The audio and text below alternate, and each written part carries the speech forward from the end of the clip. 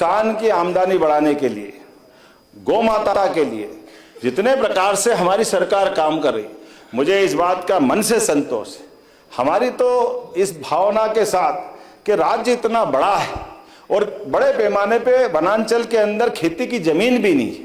कई हमारे आदिवासी भाई बहन भी वहाँ अगर गांव में रहते हैं तो पशुओं को चारा तो मिल जाएगा, लेकिन खेती का रकबा बड़ा कठिन जाता है। ऐसे में दूध उत्पादन को बढ़ावा देने के लिए हमारी सरकार ने 9% से 20% का लक्ष्य लिया है।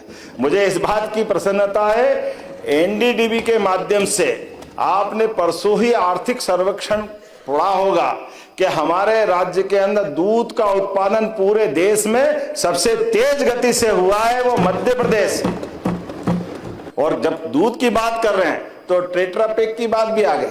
अरे कितना अच्छा लगता है जब कुपोषण की बात करें तो बड़ा खराब लगता है, लेकिन अगर हम बच्चों को दूध दे दें तो दूध में तो भगवान कृष्ण की वो सामर्थ्य छिपी थी, जिसको कंस को घर से निकाल करके मुक्के से मार दिया। ये दूध की ताकत तो थी, यही तो सौभाग्य की बात है। इसलिए हमने हमारे इसी भाव के आधार पर प्रत्येक सरकारी स्कूल में प्राइमरी से लेके 8वीं तक की कक्षा में 3,500 करोड़ के आधार पर सारे बच्चों के लिए दूध पिलाने का ये संकल्प लिया, जिसको मां यशोदा के नाम पे समर्पित किया।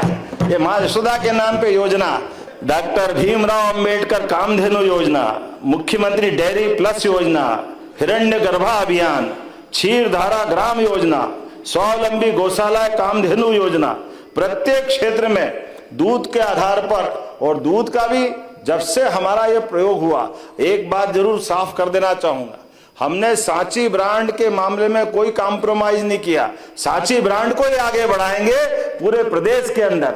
हमारे लिए सहकारिता का क्षेत्र बढ़ाते हैं, जहां हम एक तरफ 7 लाख लीटर दूध का संग्रह करते थे 2 साल पहले, मुझे खुशी है आज की स्थिति में 12 लाख लीटर प्रतिदिन का हमारा संग्रहण हुआ है।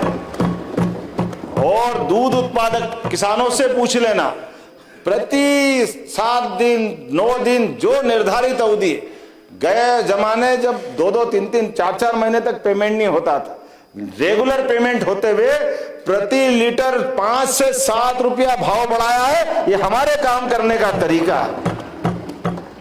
और स्वावलंबी गौशाला 2025 की नीति, लखन पटेल जी होंगे, वास्तव में आपको बधाई देना चाहूंगा। हमने अपने राज्य के अंदर खिड़क को बंदी कर दिया, नगर निगम के माध्यम से नगरीय निकायों के आधार पर गौशाला बनाते हुए, गौशाला के अंदर भी नगर निगम को भी प्रति गौमाता 20 रुपया प्रति गौमाता के खर्च को 40 रुपया प्रति गौमाता देते हुए जगह जगह गौशाला बनाने के लिए प्रोत्साहन देने का काम हमारी सरकार के माध्यम से हो रहा है।